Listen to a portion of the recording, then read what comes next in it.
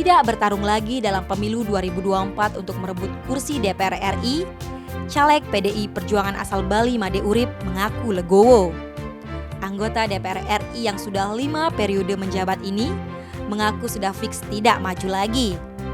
Pemberitahuan mengenai keputusan DPP PDIP untuk tidak memberinya tugas sebagai calon legislatif atau caleg dalam pemilu 2024 diterima pada tanggal 9 Mei 2023 atau beberapa hari menjelang pendaftaran bacalek PDIP yang dilakukan serentak di Komisi Pemilihan Umum atau KPU masing-masing daerah.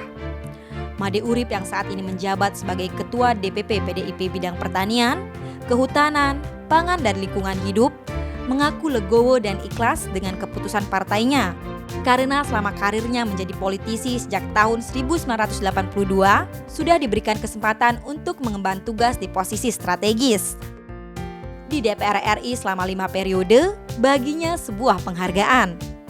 Politisi senior ini menyatakan akan menuntaskan tugasnya sebagai anggota DPR RI sampai masa jabatannya habis.